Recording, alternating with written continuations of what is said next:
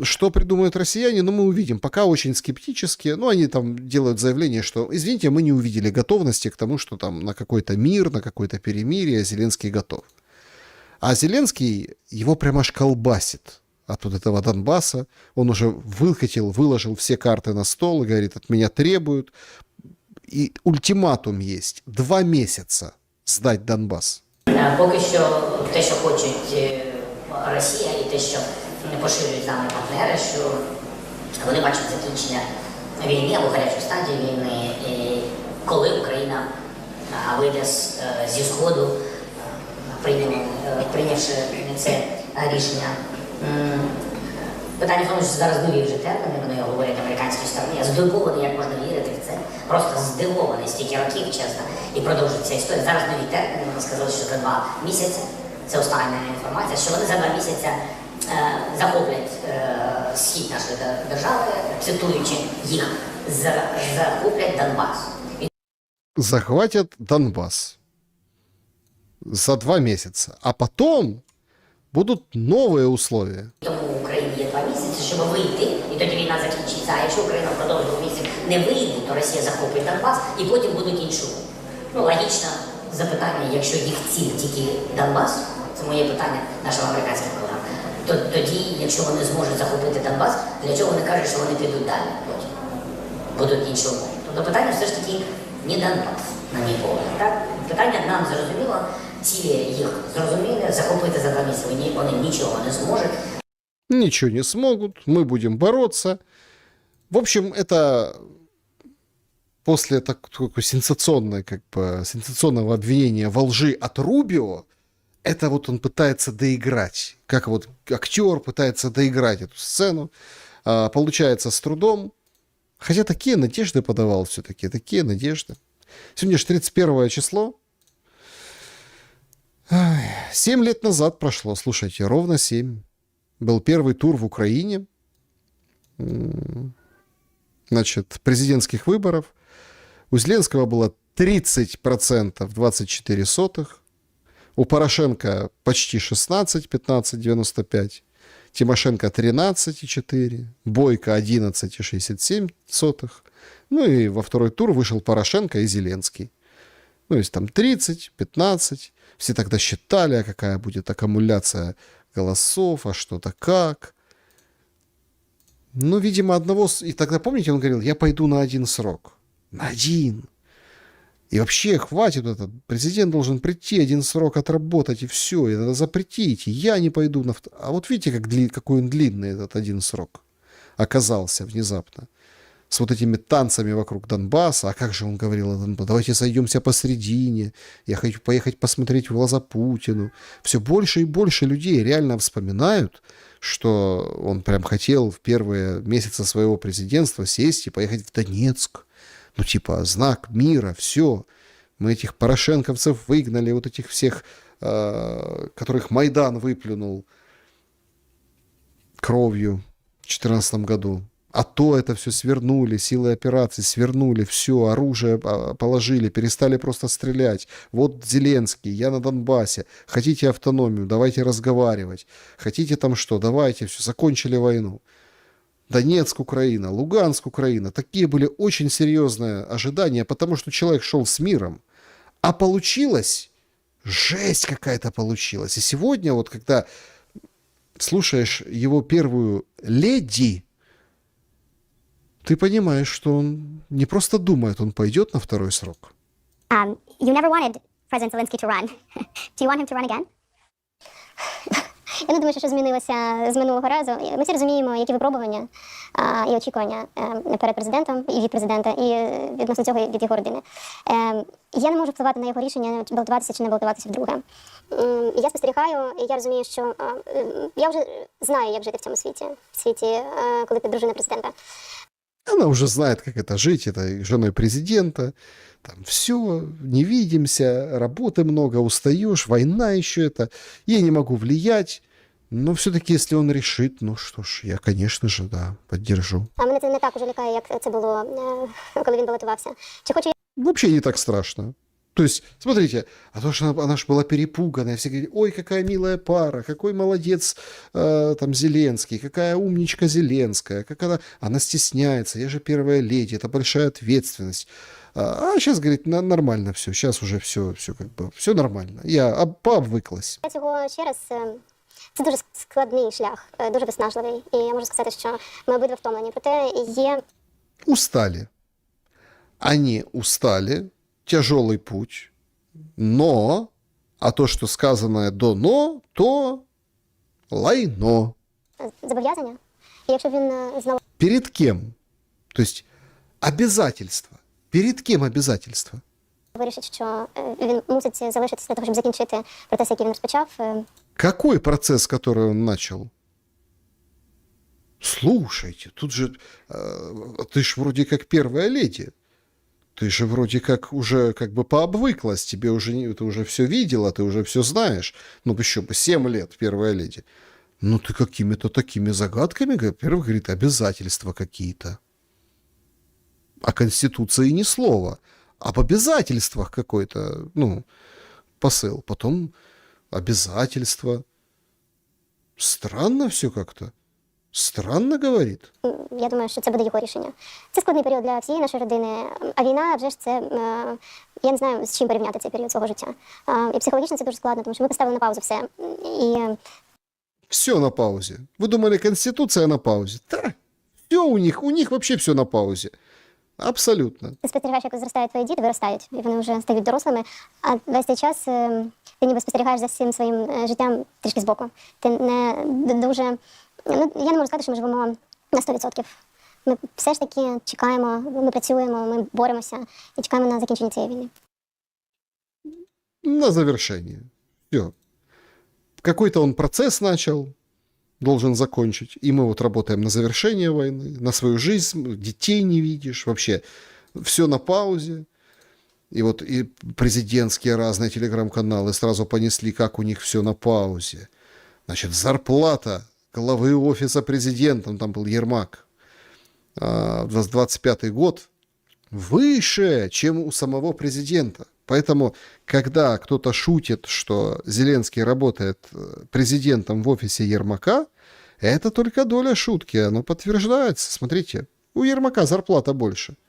Значит, в 25 году он задекларировал больше 1 200 000 гривен, ну, хранит на банковских счетах почти 7 миллионов гривен. А Зеленский задекларировал за 25 год 336 000 гривен зарплаты, а Ермак 533 000. То есть 336 000 за год получает Зеленский, а Ермак 533. И не забыли упомянуть, что более 200 000 гривен отпускных получил Ермак при увольнении. Представляете, какие? Вот сразу вот не стало Ермака, сразу начали его как бы пинать. Вот это вот все 200 000 отпускных. А Ермак сейчас говорит, все. Они что, он же должен показывать, что он работает в этой ассоциации адвокатов. Они знаете, что сделали? Они приняли решение, что теперь у каждой бригады будет адвокат. Вот это я понимаю, специалиста. Вот смотрите, никто до этого додуматься не мог. Никто. Только вот Ермак, который в ассоциации адвокатов не на фронте, а в ассоциации адвокатов, говорит, мы будем защищать пострадавших от войны. И в каждую бригаду предложили по адвокату. Сегодня у себя пишет ассоциация адвокатов, бригада, в каждую бригаду. А зачем им адвокат? Что ж там за такие тонкости, юридические вопросы? Адвокат прям должен. Кого он будет защищать перед прокурором? Вообще, если так вот воспоминания немножко, вообще другие были эмоции. 7 лет назад, слушайте, абсолютно надежды были. Может, ездить там, Украина, Донецк, Луганск, Россия, по-нормальному все будут, отношения, там эти все, скажем так, моменты. Он же сам в России сколько работал. А как он превратился в кулебу, я не понимаю. Почему в Кулебу? Потому что вот об этом же периоде вспоминает Кулеба, тут вообще какую-то интересную вещь рассказывает о том, что если бы вот как-то по-другому бы себя повел Зеленский, то из-за Луганска и Донецка ЛНР, ДНР на тот момент, до признания и присоединения к Росії, вообще була б гражданська війна. Якби навіть Україна, бо зараз ретроспективно, коли ми проживаємо це весь жах, опція «давайте заберемо ОРДЛО» виглядає як менше зло. Але, по-перше, тоді опції війни не було в принципі. Ну, ніхто не міг уявити собі, ніхто, що таке можливо. Давайте будемо відверті. Б. Якби навіть ми забрали ОРДЛО на російських умовах, аби тільки не було війни, в країні почалася б така колотнеча, що був би високий ризик громадянської війни. І це було б набагато гірше. Так интересно, этот Гордон, это да. Как вот это, с Лукашенко точно так же ходил там, да. Ну и все другие по списку. А с Гиркиным как? С Гиркиным интервью для Гааги, помните? Для Гааги, у меня есть флешка для Гааги, я отправил флешку в Гаагу. Ну, да. Была бы гражданская война. А кто с кем воевал бы, если бы Луганская и Донецкая область была бы автономией? І третє, є в історії світу приклади, коли суспільство і політична еліта країни жертвують частиною своїх інтересів заради повернення або надбання нової території. Ну, треба змиритися, що вони такі, просто тому, що ми хочемо, щоб вони були з нами. Але Україна, була не там. Не в частині еліт, ставлення еліти, ні в частині ставлення суспільства. То есть, плевать, это так вот с дипломатического переведу, никто не хотел там жертвовать. То есть, война бы была гражданская, но жертвовать никто не хотел. А сейчас жертвы соизмеримы. Вот нам Зеленский рассказывает, сколько погибло россиян. А сколько уничтожено судеб, поломано судеб в рамках этой войны и тотальной бусификации. Он, Камельчук, рассказывает про истории на своем округе. Депутат, кстати, от той же слуги того же народа. Коли під час перевезення військовослужбовців в одну навчальну частину, представники ТЦК чи військова частина, я не готовий відповісти, вбили людину всередині автобуса. Потім завезли всіх. Убили в автобусе? Ну, так бывает. Ну, эти ведущие слушают, как зайчики. Убили в автобусе. Відділення поліції всі написали заяву, що вони претензій не мають, нічого не знали, нічого не бачили, на тому історія закінчилася. В мене в окрузі є ситуація, коли батька 6 дітей, я вже про це згадував раніше, заламали, привезли, побили, потім поставили до стінки, щоб він перед камерами нібито сам впав, вже знепритомнів, помер. От я не розумію, для чого взагалі це робити і в чому тут реформа. Как зачем? Надо держать в страхе. Раз. Подбрасывать мясушка на фронт. Два. Во-вторых, ну как это без мобилизации? Вы что? Не выдержала бы страна? Невозможно было. И это слуга народа, которого мы выбирали ровно 7 лет назад. Есть такой потужный там, по-моему, ТРОшник. Позывной Киянин. Его там много смотрят там, по ТикТокам, он там рассказывает, рассуждает. Вот он попал в подкаст на интервью и тоже рассуждает о мобилизации. Зачем это все?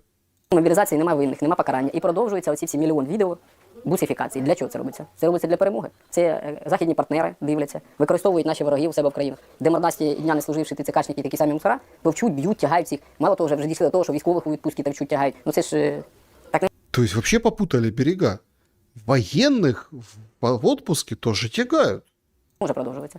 А все просто в країні відсутня правоохоронна система. Якби вона була присутня і дієздатна з желізними яйцями Верховна Рада, а невеличкі фрагментарні там люди і групки, які дійсно достойні, да? Отакі, як от сидить метадонова голова Коля Коклета, да, розказує. Воєнний не должен звільнятися, він должен там воювати, він братів кинув. Так оцю метадонову голову треба взяти, вивезти туди, в район Новопавловки. І все, це вибереться. Значить, не вибереться, ну, значить, все. Простий метод. Ну, вот так вот. Коля Котлета — это Тищенко. Ну, который в спортзале в блэкауты ходит, в Раде там, которого вывели из-под уголовки, кум Ермака, вывели из-под уголовки, он теперь ходит там, типа, о стране заботится. Отмазали, короче. Ну, вот так. А Сырский что думает о мобилизации? Сырский прям хоть к ране прикладывай стал. Дал интервью, представляете? Ну, звичайно, будь-якого командира зараз запитає на фронті, якщо 2 роки тому це були снаряди, це були ракети, то зараз люди. То есть 2 года назад ракеты, снаряды, Шойгу, Герасимов, где боеприпасы? А сейчас люди. Где люди? Підготовлені люди, підготовлені службовці, які навчені, які готові виконувати свій військовий обов'язок. Тому що мобілізація, зрозуміло, це основне джерело поповнення потреб Збройних сил. І тут наша задача, щоб цей процес відбувався як можна, так би сказати, комфортніше для тих людей, які мобілізують свої війська. Комфортный процесс должен быть. Задача, вот это, смотрите, это главнокомандующий вооруженными силами. Он при Залужном, то есть до повышения, он был сухопуткой, командовал. То есть он все это от сих до сих, это его как бы кафедра. Говорит, надо, чтобы было комфортно. Тобто, щоб не було порушень законодавства, не було порушень в тих процедурах, які застосовуються при проведенні мобілізації. От сьогодні ви яку оцінку поставили мобілізації в Україні за шкалою від 1 до 10, наприклад? О, это видите, журналистика. Говорит, а вы бы какую оценку поставили мобилизации по шкале от 1 до 10? А еще можно по 5-бальной системе, а можно по 12-бальной, а можно буквами A, B, C, D. Какую вы оценку? Ну, смотрите, по 10. Сколько? Это как, понимаете, ну, это хлопец молодой, он же не ухилянт, он же, смотрите, он же, вот это вообще, он же у главкома интервью берет, наверное, тиктоки любит смотреть, и там вот это вот, как бы, девчонок обсуждать, типа, а она сколько из 10? Сколько эта девчонка мобилизация, Сашка Сырский, из 10? А ну ответь. И Сырский дает оценку из 10-бальной шкалы. Ну, знаєте, боюсь бути необ'єктивним. Завжди хочеться. Ви маєте повне право на це. Я знаю, так. Да. Ну, на рівні, напевно, 6-7.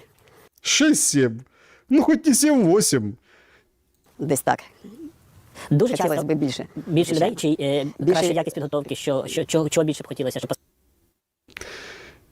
И тут уточняющий вопрос. Хотелось бы больше чего? Людей хотелось бы больше? Или качество подготовки? поставити високу оцінку?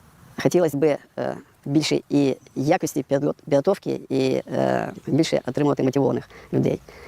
Мотивованные должны быть. Мотивованные. Ну, очень тяжело, конечно, Сырскому дается интервью, вот честно.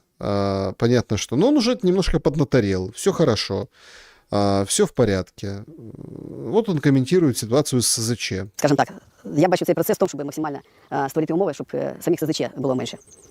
То есть, смотрите, мобилизация комфортная. СЗЧ должно уменьшаться. На всіх етапах мобілізації. Що ще можна для цього зробити? Що ще можна зробити? Ну, по-перше, зробити самі умови проведення мобілізації більш такими, я вже сказав, можливо, слово комфортно нам не зовсім підходить, але ж ми розуміємо, що основна причина саме залишення частин – це небажання проходити службу, побої. То есть, представляете, смотрите, они уходят из частей. Почему? Потому что не хотят. То есть это не говорит какой-нибудь там эксперт, какой-нибудь Корчинский, какой-нибудь там, не знаю, Портников, еще кто-то, какие-то там морды, да, которых мы видим по телевизору, по Ютубу, еще. Это говорит главнокомандующий вооруженных сил. Говорит, не хотят. Не хотят. За своє життя, ну, звичайно, це природне. От так от процес, щоб, скажімо, зміни, кардинальні зміни життя, коли людина попадає в ТЦК, потім в навчальний центр, де проходить підготовка, щоб він відбувався як можна, скажімо, безболісно. Безболезненно. Безболезненно. То есть, значит, у него же как вот этот мобилизованный.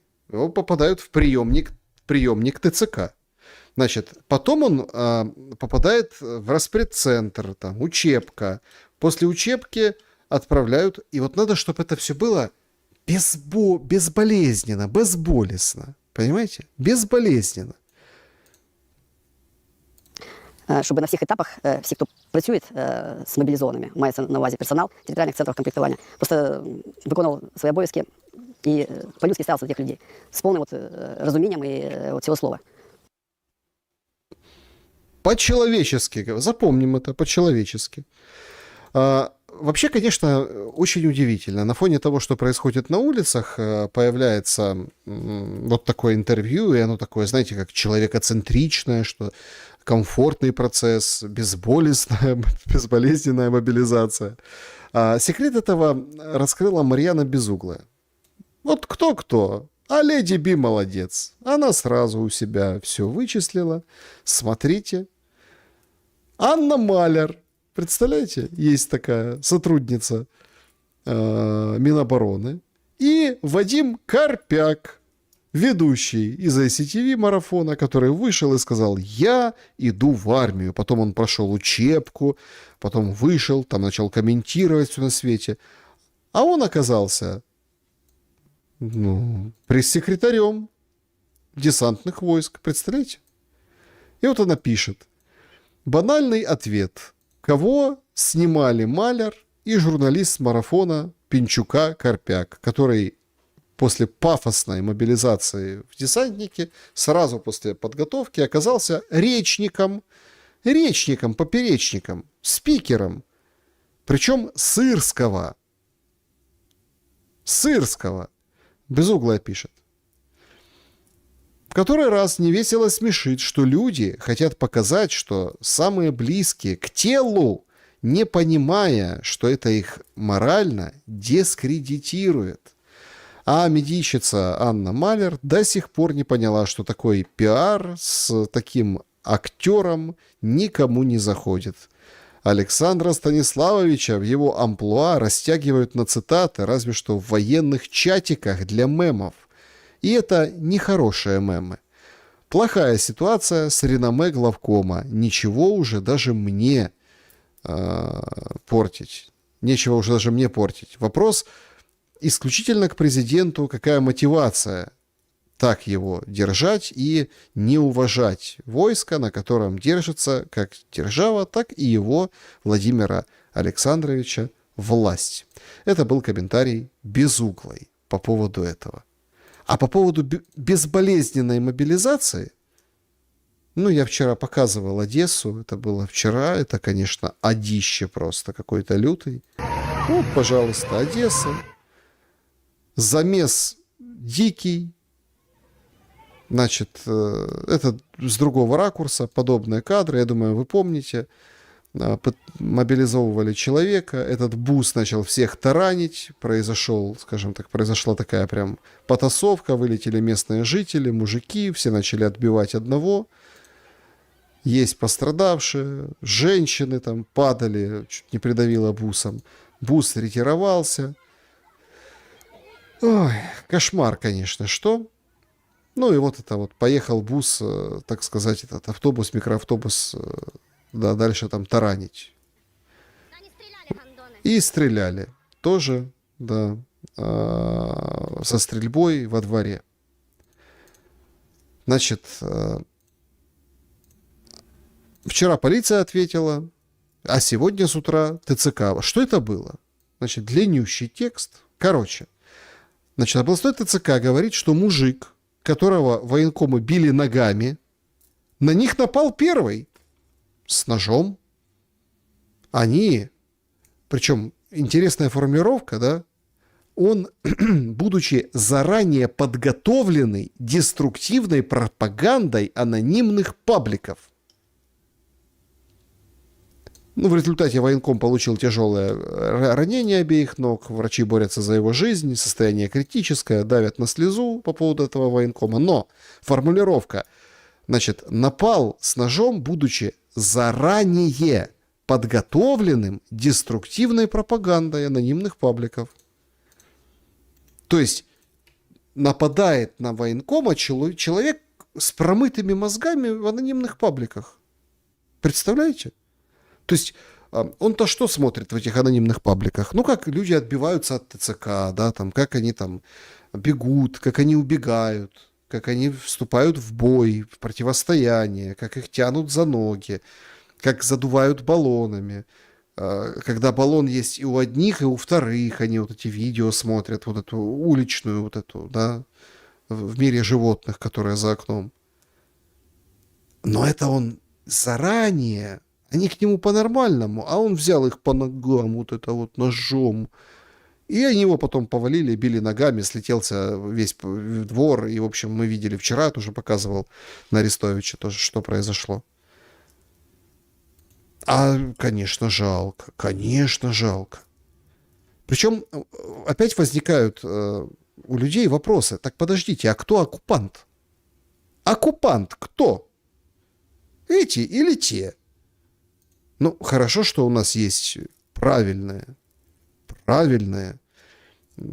герои, которые, вот, например, есть такой Корякин, у него там схидный, типа восточный, какой-то погоняло, да, позывной погоняло. И он может объяснить, что нет, ребята, ну вы какие-то странные. В оккупации гораздо хуже. Он там в 15-м году, там еще в каком-то был году. Короче, он оттуда жил в Луганске, правдами-неправдами переехал на територію України, от зараз ділиться опитом. Чи є відчуття цієї свободи? Ну, звісно, є. Просто хто не був в окупації, він взагалі, можливо, і не знає, що таке свобода. Ну, багато хто зараз каже, що він тут не на свободі в Україні, що тут бігають ТЦК, там ловлять, це вже диктатура, але він просто не жив в окупації. Кто не был в оккупации, тот свободу оценить не может. Есть такое выражение: кто в армии служил, тот в цирке не смеется. Вот такой у него синонимический ряд, в принципе, ну вот, только там перевертыш у него сейчас выступает. Но он же, смотрите, как он задумчив, смотрит, так сказать. Он же в оккупации-то партизанил. Там ну, зовсім інші правила, і їх там просто не існує. Там було норма вважати, що якщо ти там задінеш десь локтем військового якогось російського, то ну, було норма, що тебе відвезуть на підвал, там і все, тебе вже ніхто не знайде. Коли То есть задел локтем военного российского, тебя отвезли в подвал, и тебя уже никто не найдет. Какие ужасы рассказывают про оккупацию. там в 14-15 році люди визивали поліцію, замість неї приїжджали ну, ці бойовики, росіяни, забирали людей, там порушників. Ну, просто були випадки, коли там чоловік напився там і щось поскандалив з жінкою, вона викликала цих, як би мовити, так звану поліцію, вони приїхали, забрали його, вона прийшла через тиждень забрати його назад, а їй просто кажуть, так ми його стріляли вже. Ви таке, що ти визивала? Ну, я думаю, різниця така велика досить між окупацією і не окупацією. То есть, смотрите, в оккупации хуже. То есть это поддержка вот этого нарратива, что если ты не пусифицируешься родному ТЦК, то приедет путинский и тебя повяжет. А смотрите, какие душещипательные истории в 2014-2015 году он рассказывает. Да в 2014-2015 году могли и из ополчения приехать, расстрелять, забрать и, в общем-то, поживиться материально. Из батальонов националистических. Лютое же было время, особенно если мы берем места или зоны там, где рядом боевые действия. Лютое же время было. То есть, как бы, давайте так, он сравнивает 14-15 год с вот этим, а действуют они-то точно так же. Так получается, так а кто больше оккупант? Он уверяет, что там хуже, там вот, вы не жили в оккупации, поэтому думаете, что это у вас тут свободы нет. Здесь вот прям идешь и дышишь свободой по сравнению с оккупацией. Оккупация. Понимаете? Каменское. Едет рабочий автобус. Це що за сидіння? Сидіть непонятно за що. Шановні, виходимо, Телефон виходимо. забираєш. Напиши мені документ. Пусть поліція заходить. Вот, а то, что мы говорим, про запасы нет. Почему мы должны это делать? Почему мы должны это делать? А все должны сидеть и развлекаться, чтобы информацию не могут сходить. А что это? Я нормальных пацанов забрали, а вот эти все. Короче, замес произошел, зацепились языками на фоне, они остановили рабочий автобус. Там женщины, мужчины ехали на завод, рабочий. Ну, идти ж давай, типа, на выход. Говорит, а что я должен... Это прям метафизика, диалектика прям, правда, диалектика. Говорит, а почему я должен это делать? Все говорят, ну, потому что ты военный, ты в форме. Ну, стоишь в военной форме, в маске, у тебя там оружие, вы там... Ты военный. Ты иди на фронт. Почему я, работяга, должен идти на фронт? Я с 23-го года с окопом, здесь уже год. А что вы вообще оттуда вернулись? Да, надо было сдохнуть там. Мне надо было там сдохнуть. Я с 23-го года, я вот у тебя вернулся. А ты тут сидишь. Давай, тоже в окоп. И это называют моралью. Ну я ж был, а тебя ж там не было. И это должно как бы стыдно стать человеку, что он работал под этими шахедами, с этими инфляциями, донатил, собирал, помогал, вот это вот все, держался этого места на своем заводе и на своей фабрике, которая там еле-еле теплится, еще там единицы остались, которые хоть что-то делают. И ему должно быть стыдно. А этот вот пришел с 23-го года там был, а что, я должен там был умереть. То есть они думают, что их надо понимать. Но у них положение военного. Военный, он создан, и он нужен, и он в принципе, он ради гражданского, а не гражданский ради военного. То есть все перевернулось с ног на голову. А что, он должен теперь сдохнуть? Вместо вас? Получается так? Вместо вас? Вместо вас, правильно. Женщина, он там правильно говорит. Получается, что вместо тебя надо, чтобы, да, вместо меня. Я тут приехал и вместо на замену туда. Ну а как? Вы, получается, пришли. Ми також так достанемо. Давайте тільки без оцього кіпіша. От давайте кіпіша, ви сядете, у нас до вас питання. Та ні.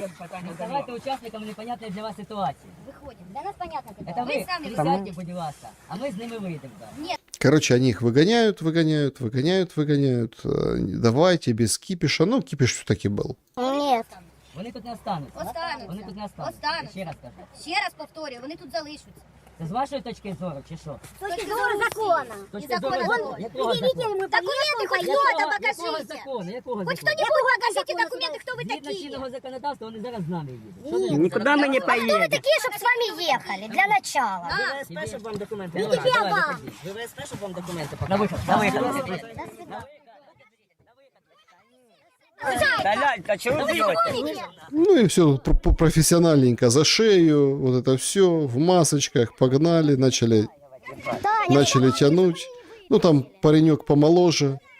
Ну а мужика потянули. Ну и началось. Все как всегда. Они под это заточены, они замешаны. Но там взрослые люди, рабочий класс, который еще... Ну, им надо памятники ставить. Знаете, вот это вот люди, которые работают на заводах, на предприятиях, которые там что-то еще в этих условиях, они вообще как бы хоть что-то производят. Это прям был такой... Ну, это идеологическая была история, потому что Советский Союз тогда вот только... У меня были, кстати, книги, помню тоже там рассказы такие, как это, соцреализм. Про заводы, про фабрики, такие много интересных. Я автора уже не помню. Я там была книжка, там я несколько прочел. А там простые, там очень как бы обычные ситуации. Там пошел на работу, опоздал, вернулся, там пошел там на свидание сходил, там помог другу там с чем-то, выручил кого-то. Просто такие короткие рассказы. И я тогда поражался. Там описан вот этот быт рабочего, то есть там его свершения, трудовые подвиги. Я думаю, что эта история переживет ренессанс определенный. Потому что, или бангладешцы приедут, понимаете? Быть вот рабочим на заводе, прям что-то делать, мастером каким-нибудь или там где-то что-то, это прям сейчас просто какой-то... Хотя вот на этом строились целое поколение, целые города, вот в прошлом, получается, веке, да, 100 лет назад, ну и позже. А сейчас просто это вот рабочий, ты мусор, все, давай, я там был, сейчас ты поедешь, все, поехали. Хватают, бьют. Но это если... Это если отпора не встречают. А иногда встречают, вот в Днепре. Значит, происходит замес. И тут подкрепление прилетает. Причем хлопец в белом разматывает один, весь, так сказать, серпентарий.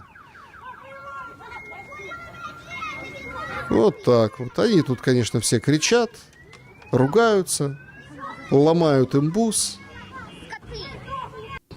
Этот человек, девушка, она снимает это все с балкона. Людей сколько сразу собралось. Сволочи. слышу, блин, крики какие-то, думаю, что происходит? Ой, ребята, молодцы, отбили. И они начинают праздновать. Они начинают праздновать эту победу. Герой вечера — это вот в белом, который ворвался со старту. То есть, если те там что-то боролись, тягались, а тот сразу со старту ворвался и как бы резким, скажем так, яростным.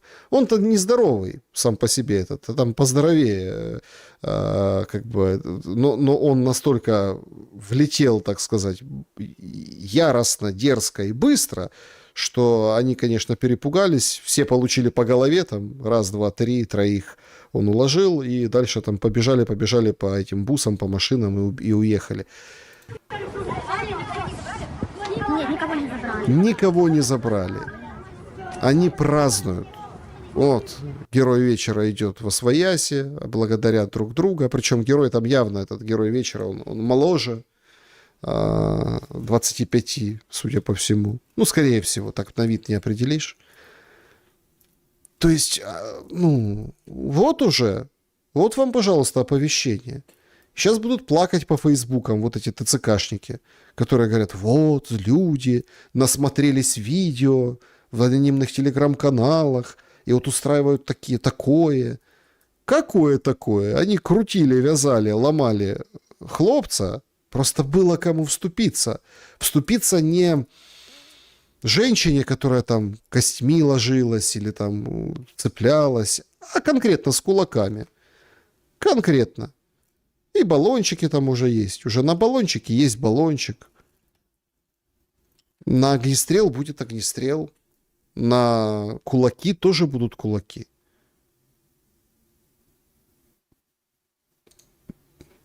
Но у нас пропагандируется другое. Патріотичне. Дві речі треба було зробити. Повну загальну мобілізацію.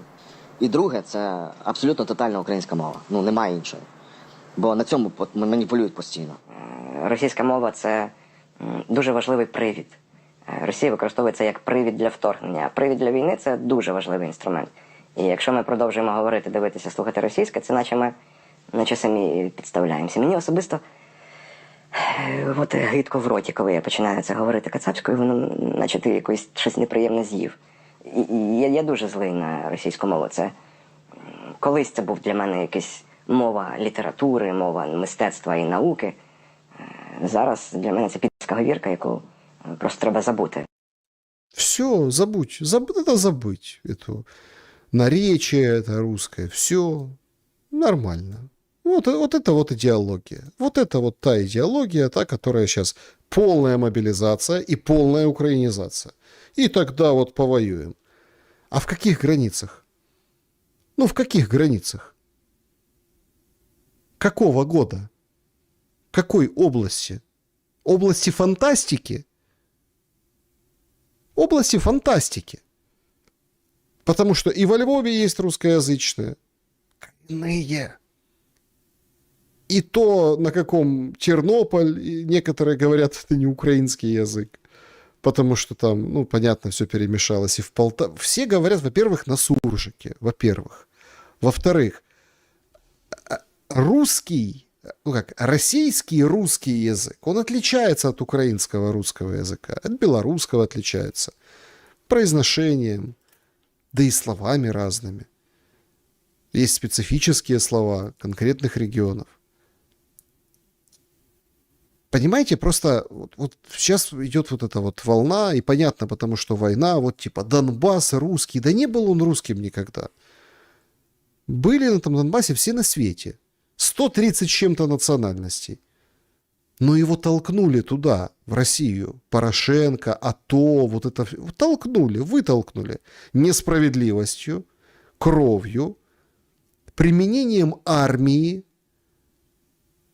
Выходили люди на станице встречать, голыми руками танки останавливали, а эти ехали, хлопцы молодые, говорят, да мы как бы и не хотим туда, там, ну, в общем, давить вас там или еще что-то. Вот в тот момент надо было все останавливать и разруливать. И поехали, кстати, политики разруливать, и все это было. Но что? Центральный сигнал не из Киева, а из-за рубежа нам сказал другое: будет АТО, будет применение армии против людей. Нет, конечно, скажут, там заброшены были Гиркин, Стрелков, там заброшены были, были подкрепления, были провокаторы, были люди, которые действительно из России, но были и основную массу составляли те, которые выходили, были дончане, луганчане. Были, конечно, и прекрасно, все это понимают, но донецкие и луганские в основном, вот они до сих пор воюют там вместе, уже в составе, это донецкие бывшие, это луганские. Поэтому там, знаете, вот тоже, это типа против России. Вот там надо было договариваться, когда еще голая рука могла остановить холодную железяку танка, понимаете? Вот тогда нужно было договариваться. А сейчас у нас теперь ухилянт и герой. Вот эти герои говорят только на украинском, и только вот все должны быть служить. Выходит другой герой, который спутник сжег. Ну, не он его сжег, а он бабки сжег на спутник. И говорит, это все, вот это ужас, это героїзація ухилянтів. Героїзація ухилянтів, яка відбувається, вона відверто дуже сильно бентежить. Тому що не на цих прикладах повинно зростати молоде покоління українців. Є якісь депутати, наприклад, які нівелюють там слова потужність, незламність і тому подібне. Я думаю, що якийсь чек суспільний буде їм виписаний. Конечно, будет выписан чек. Общественный чек. Притула, ты чеки за спутник покажи. Спутник сгорел в атмосфере, ему там макет поставили, музей поставили. Макет составили, в музей поставили. Это тот спутник, снимки которого до 16 миллионов, вот это вот, все скидывались. Помните, был скандал. Спутник Притулы. Все, нет его уже. Все. Сгорел в слоях атмосферы, и на память поставили как бы спутника макет. А это макеты на дронах, на геранях. Макет на геранях. Макет ракеты Р-60. Чтобы авиацию испугать. И, значит, это Бескрестнов, советник министра обороны, публикует эти фотографии. И заманить перехватчики. Увидели, ракета там, опасная, наверное, и давайте там, в общем, лупить по ней. А это просто муляж в то время, когда там боевой, без муляжа, дрон летит по другой цели. Муляж. Оказался просто муляж. И вообще вот эти рассуждения, там, мы один народ, мы не один народ, это, конечно, нечто. Тут сообщил 24 канал, ну, понятно, что это может быть первоапрельская шутка, что директор Елабуги, завода, где производят герани, дочку Геранией назвал. Герания. Документы публикуют, смотрите. Ну, понятно, такие документы в фотошопе можно сделать.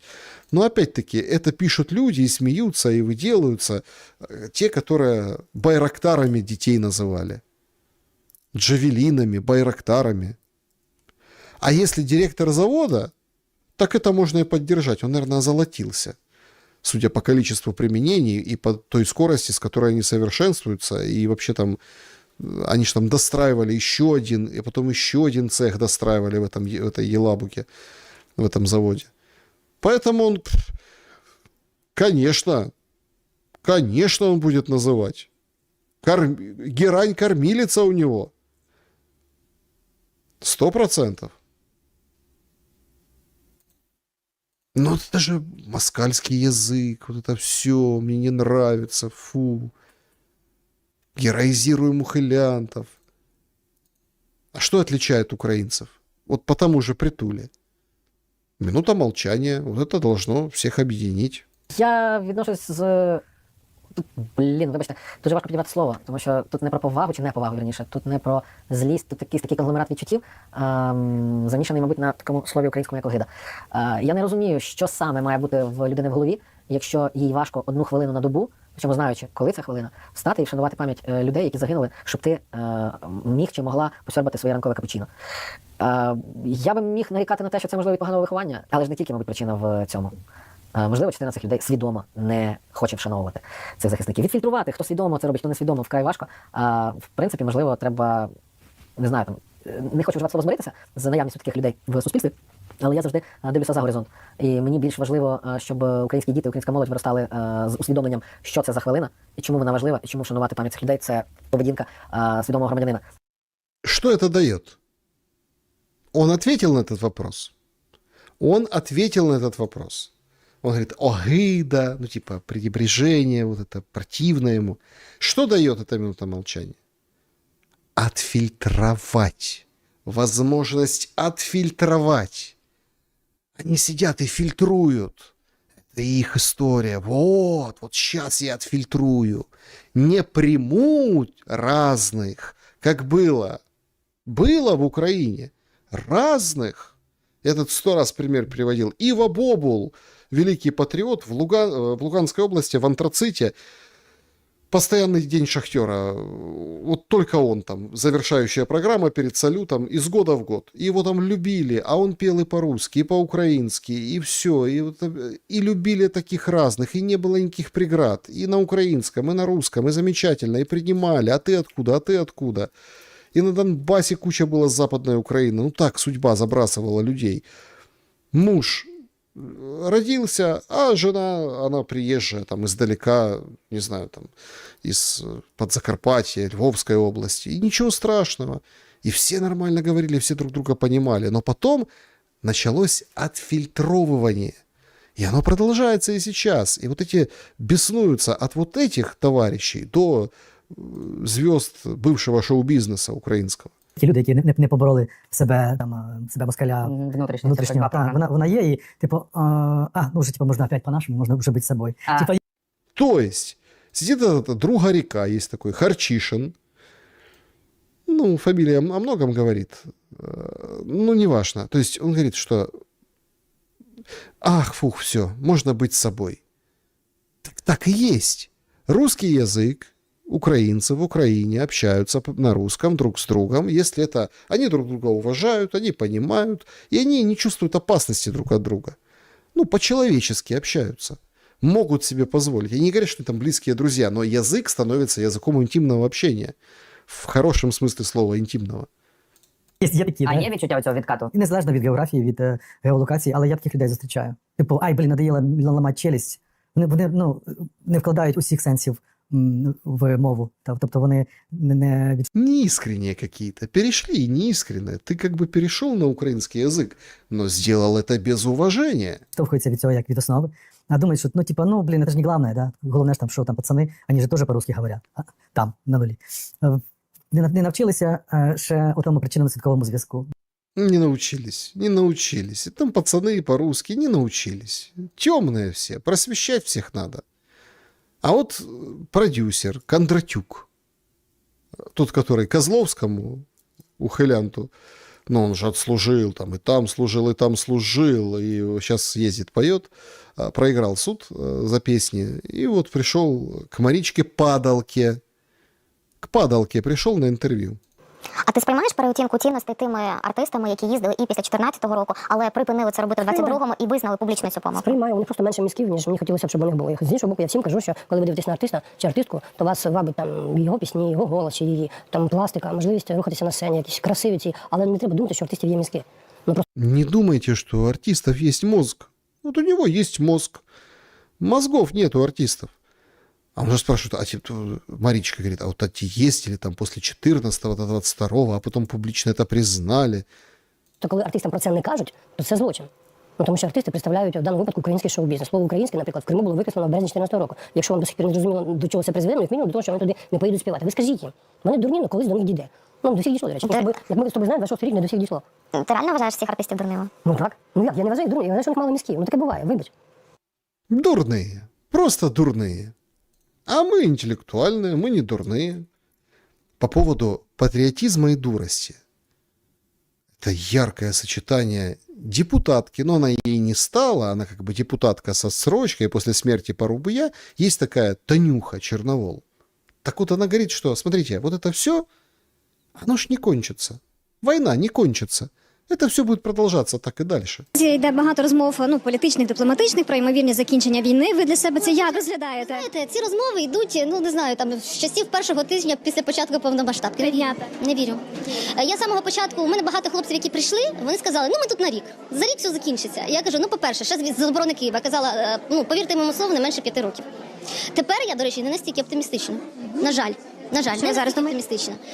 Я думаю, це може затягнутися дуже ще надовго, дуже надовго. Єдине, що може бути, це, скажімо так, трошечки зменшення інтенсивності бойових дій, тобто це схоже на часи АТО. На часи АТО. Заморозка фронту, ну така собі. Інтенсивність, зниження інтенсивності. Короче, она ждет вот типа АТО. Ну, как вот было в Луганске и в Донецке, вот это все. Там сколько там, 1 погибший в день, или там 2 погибших за 3 дня, или там 1 в неделю, хлебное перемирие, школьное перемирие. Ну, ждет вот этого история, вот как было на Донбассе. Поэтому ничего не кончится. Вы не думайте. Ничего не кончится. А так это 5 лет еще будет где-то, поэтому готовьтесь, не волнуйтесь. И карты всякие там, статистики вообще не смотрите. Минюст, кстати, такую опубликовал.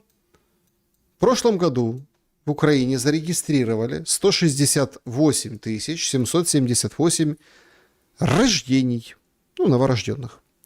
Это самый низкий показатель за всю историю наблюдений. 100 лет назад, в 1925 году, при аналогичном населении около 29 миллионов человек, в советской Украине было зарегистрировано 1 246 000 рождений.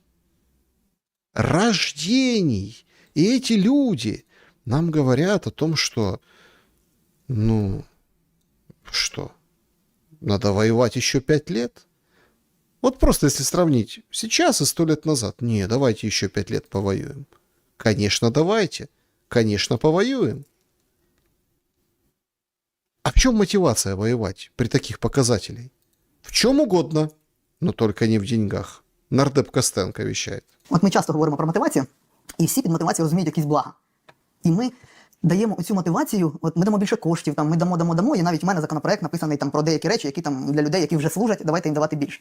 А мені здається, що ми упустили оцю ідеологічну мотивацію свого часу. Найбільша мотивація для нас має бути те, що завтра сюди прийде ворог і буде вбивати вас, вбивати, мається на увазі народ наш, буде нищити наші домівки, буде, я не знаю, гвалтувати наших дітей, знищувати нашу ідентичність. Оця мотивація, і оце мало звучати з першого дня взагалі повномасштабного вторгнення. І оце має бути основною мотивацією. А ми зараз, знаєте, якось все переносимо, контракти за гроші, намагаємося те, що ми пропустили ідеологічно, те, що влада не допрацювала, намагаємося це компенсувати грошима. На жаль, воно не працює. Воно не працює. Не работает. Надо... подождите, так было же и расчеловечивание. Была же все вот это, все то, что он говорит, что сейчас придут русские, сейчас всех поработят, будут насиловать, убивать, издеваться. Вот это вот все. Все будет. Все. Но нет. Не доработал Зеленский. Не доработал. Ему некогда было. Он воровал с Минтичами, со всеми остальными. Сегодня так интересно, пришла новость. Полковник Нацгвардии. Он пытался купить себе инвалидность за $6000. Его приняли. Начали обыски, и там у него была табличка. Коллеги по работе подарили. То есть ГБРовцы нашли табличку с приколом про ГБРовцев. И там написано: к лохам с обысками не приходят. Потому что обыски — это признак успеха. Представляете? Обыски — признак успеха. Вот в такой стране живем. Вот это надо защищать, понимаете? Надо вот это защищать, чтобы обыски стали признаком успеха. Вот такой шум сегодня, друзья. Давайте подведем итоги нашего сегодняшнего эфира. Ох, тут подгружается ваш чат. Спасибо большое за то, что комментируете, пишете. Значит, НАТО без США станут 2% опаснее и сплоченнее, 7% слабее, 43% НАТО без США не будет вовсе, и 47% США не уйдут. Это все блеф. Спасибо большое, что проголосовали. Очень рад вашим голосам. Благодарю. Получили мы 12 тысяч голосов. Это здорово. Спасибо большое всем. Значит, в финале давайте Колобку уделим время, потому что прислали мне, скажем так, просьбу, да, вот это озвучить, да, написать, ну, зачитать. Значит, давайте два таких сообщения. Значит, Сергей пишет. Александр, здравствуйте. Пишет, это как бы Сергей отправляет от другого Сергея. Тезка Сергей. Я постоянно смотрю вас, являюсь подписчиком, поэтому обращаюсь и прошу, может, отдельно сделать об этом кто-то передачу или сильно подумать. Также прошу возможности дать свои консультации, там люди в комментариях пускай напишут конкретно в этом вопросе. В Днепре все больше стало случаев, когда тетушки ТЦК не только бьют при задержании, но убивают людей, как бешеных собак. Вот очередной случай задержания.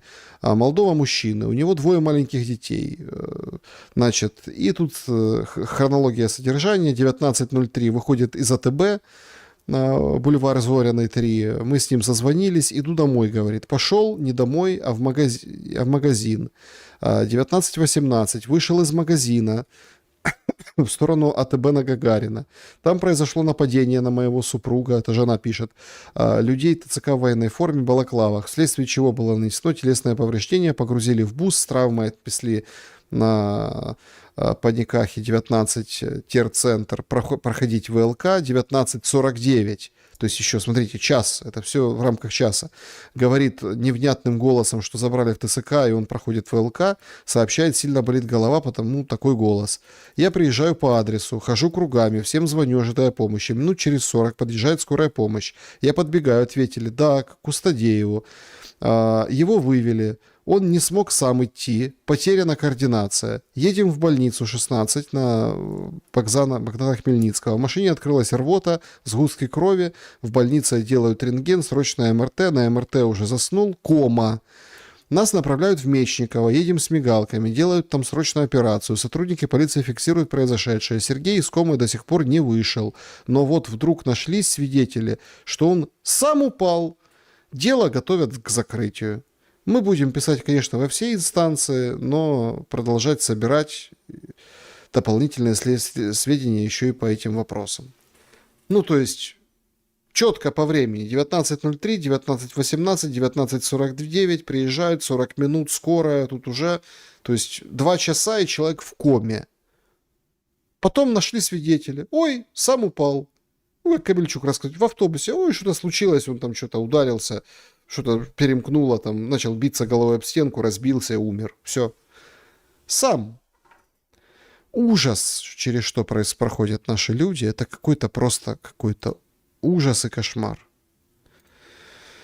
Спасибо большое за это письмо, за то, что переслали вот эту как бы хронологию от девушки из Днепра. Так.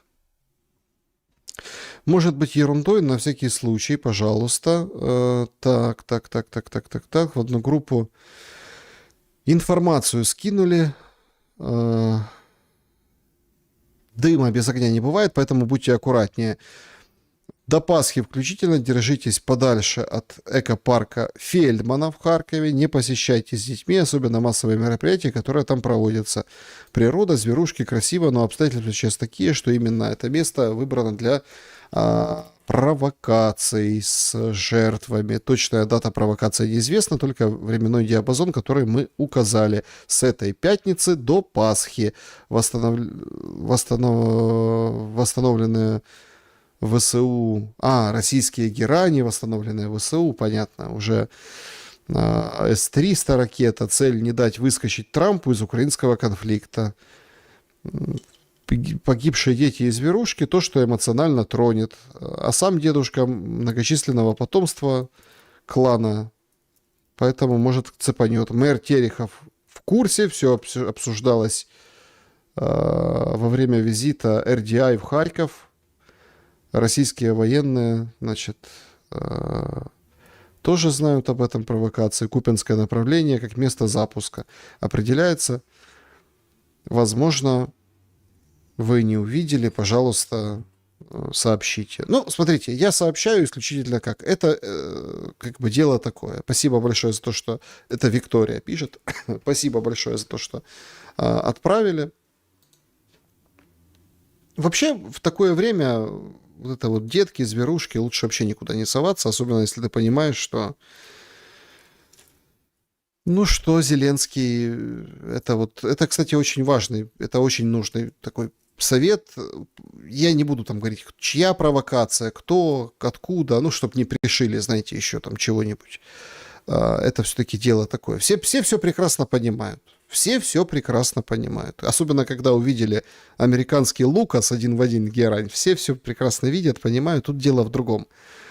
Тут дело в том, что себя надо беречь, и лучше, там, где поменьше народу, лучше как бы тихо, по-семейному.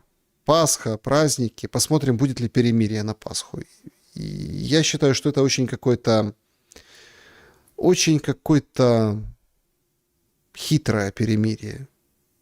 Очень опасная будет эта Пасха в контексте вот этого давления на Зеленского, о котором он начал открыто говорить. До Пасхи должны прогнуть. Ну а провокации, конечно, никто не отменял. Поэтому будьте аккуратнее. Так.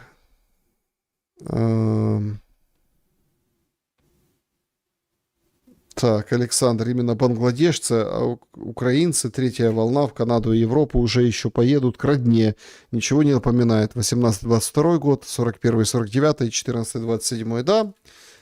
Поедут к... Так, Александр, поедут к родне. Да здравствуйте. Почему дебильная пропаганда использует простую схему? Чужая пропаганда или чужое ТЦК придет и словит тебя за деньги? Деньги затмили разум? Пропагандистам вы имеете в виду деньги? Потому что это работает. Посмотрите, это все автомат Калашников, это работает. Метки на асфальте в начале войны. О, мародеры, давайте разденем лозиной, отхайдокаем, там, побьем. Но это же дикость. Но это же было. Это на фоне массовой истерии, это вот выпуск пара, это социальные такие эксперименты над людьми проводят. Так, значит, продать за бусы. Да, зазвучало по-иному, продать за бусы. Да, я с вами согласен. Александр, хотелось, что вы думаете о Закарпатье? В чем наша проблема? Да нет никаких проблем на Закарпатье. Я там был, правда, один раз. Я, там часто не был, но один раз был. Знакомился там с культурой на телевизионном фестивале международном. Ну, ничего, как интересно. Люди понравились. Да, там разные совершенно. А в чем? Нет никакой проблемы в Закарпатье. О какой проблеме в Закарпатье вы говорите? Вот так вот. Через 10 минут день дурака пора. Через 10 минут день дурака пора выключать. Это точно. Да, друзья, до дня дурака не будем с вами тянуть эти 10 минут. Я буду всех вас благодарить за то, что мы вместе, за то, что мы... спрашивают, что по новостям. Албанию победили в товарищеском матче 1-0 украинцы. И на трибунах голяк, никто не пришел на эту игру. Значит, так, сообщили, что Ан-26 в Крыму подбили. Причем там военкоры российские пишут, что на борту могло быть до 30 человек личного состава. В общем, жути на коне, очередная победа. Значит, Су-34 сообщали днем сегодня, а вот сейчас вот еще Ан-26 поразили в Крыму. С личным составом этот был самолет. Вот что у нас тут по новостям.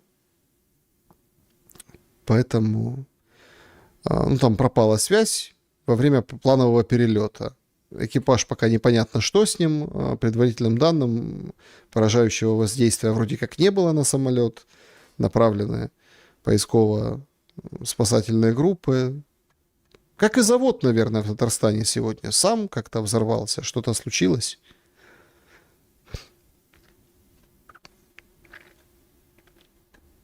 Так.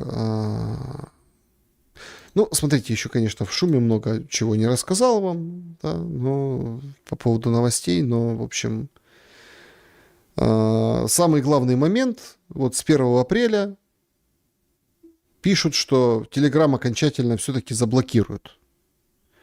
Причем ни одного официального заявления об этом нет, но никто из чиновников ничего не подтверждал и не опровергал. Все давали понять, что все в Макс переходите. Но, в общем, когда точно произойдет, не говорили, но все вот это вот... Все, так сказать, сейчас на чеку. 7 минут до 12 ночи.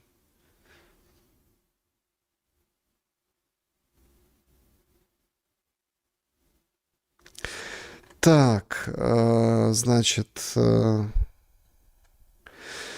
в принципе, на этом все. Спасибо большое за то, что побывали сегодня на шуме. Спасибо вам за то, что мы вместе. До полуночи там фактически. Я не буду говорить, что у вас спина белая. Просто март, конечно, был такой. Ух. Вообще год лошади такой. Галопом проскочили мы этот март. Март войны в Иране.